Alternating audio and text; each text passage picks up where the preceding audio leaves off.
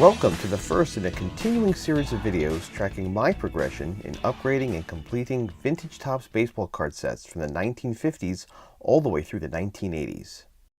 I've been collecting cards since the late 70s, at first trading non-sports and stickers with friends until we discovered baseball rack packs at our local pharmacy. It's been a hobby that started as just pure fun and has since matured into a well-crafted array of baseball history.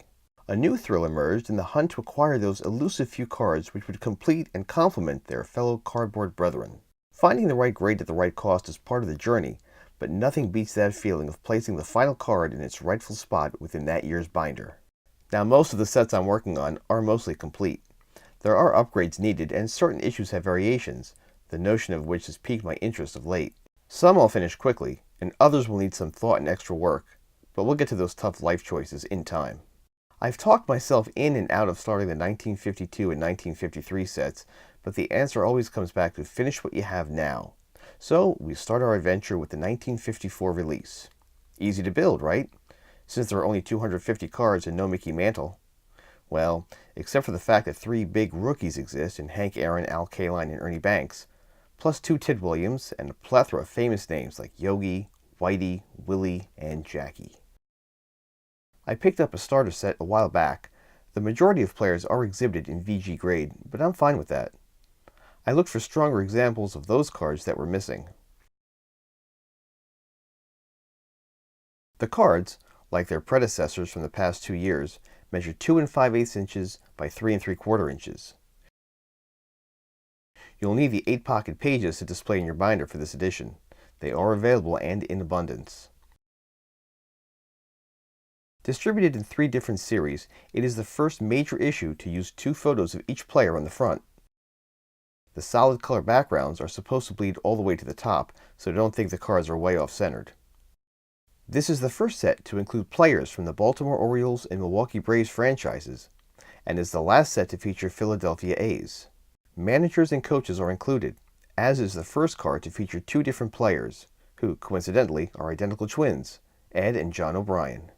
There are no variations that have been published as true printing differences or error corrections, so the base as well as the master set is numbered at 250.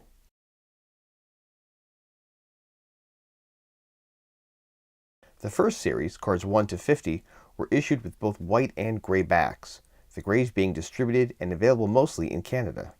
The last card I was looking for to fill in every spot was the Ernie Banks rookie. These cards are plentiful in every condition, but centering is usually the culprit in finding a decent grade. I had an extra card number 1, the orange Ted Williams, already in my possession, and using it as collateral with a bit more cash, picked up this example at a show in New York.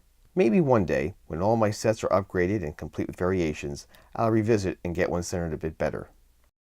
There are 3 cards I'm currently looking to upgrade due to poor centering. Number 53, Jack Dittmer, number 117, Solly Hamas, and number 210, Bob Ewell. You can see the team logos and player names on front and text on card back suffer from poor cuts. And the last one, well, I guess a previous owner wanted to be sure to file that card under the letter B and marked it so in ink. As mentioned, the rest of this set is pretty consistent. I picked up this Hank Aaron rookie in a PSA 3 through eBay around 10 years ago from a seller who was getting rid of Hall of Famers from this era in lower grades. I actually lost the auction, but was given the opportunity to purchase it via their second chance offer. I love the card. It has great eye appeal and coloring, and the centering is really good. The corners are soft, and you can see chipping in the green area on back, but overall it's a strong example of one of the hobby's most important cards. I'm thinking of getting a few other cards graded, not for high marks or to be on the registry, but purely for safety concerns. It seems a comfort to have sharp examples of vintage cards slabbed to prevent further damage. Overall, they look to be in solid shape, and some are important cards from the 50s. When those 3 cards that need upgrading are found, I'll give you a follow-up report and scratch the 54 project off my list.